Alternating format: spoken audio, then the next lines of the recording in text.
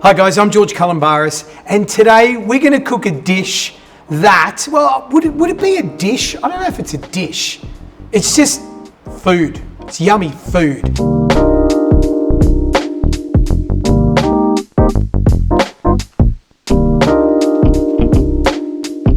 And it starts with the humble potato. First up, a good floury potato and a fresh potato. That might sound weird and foreign for people, but what you don't want is a potato that's been sitting around for way too long, and what it does is the sugar content in the potato rises and you end up getting black chips because all the sugars start to caramelize. So first up, we're going to cut our chips.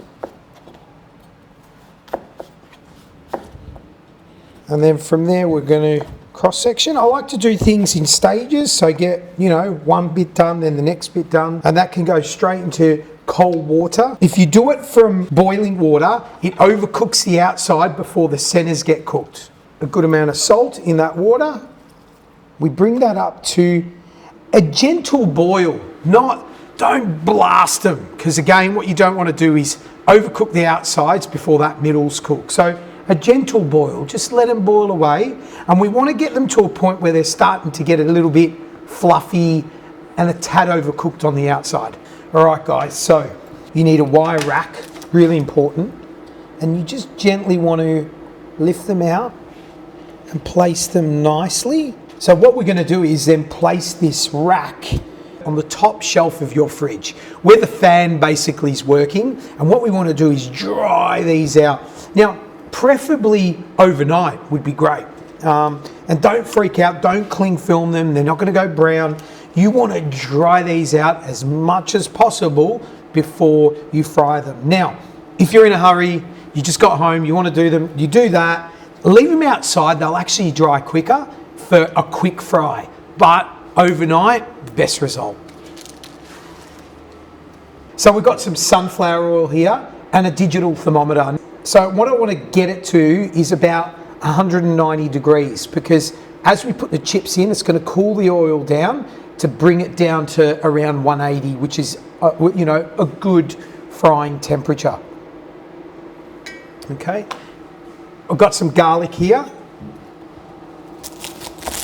and I'm going to pop the garlic in to the oil to flavour it. Dried oregano, which you just pop into our mise en place bowl that we're going to toss the potatoes in. Now, important that you use a good hard feta, not one that's been sitting in an oil that's super soft. Shop bought Dodoni feta is great. All right, here we go here. I think we're ready to go. The oil's smelling really lovely right now, and I gently just place the chips in, okay?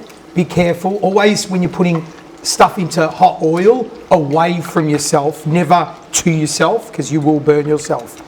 And obviously be careful of the oil coming up and overflowing.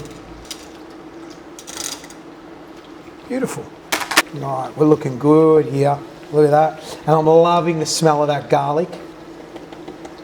Now, in our bowl here with our feta, I'm just going to loosen everything up with a little olive oil. Now, for those of you that are a little bit health conscious, obviously I'm not, you can boil your potatoes like we did, dry them out, drizzle them with olive oil, thin slices of garlic, and roast them in an oven at 180 degrees until they're golden brown, a bit like a roasted potato, and that's fine, but not as yummy as this. All right, this just smells wonderful, looks wonderful. Now, I want a bit of that oil on there because that's got that garlic flavour that goes straight in to our bowl of goodness there, our seasoning, which has got the feta, that dried oregano, little olive oil. Don't overload it with salt, because remember that feta is quite salty. And then just give these a nice toss. Just be gentle. And then into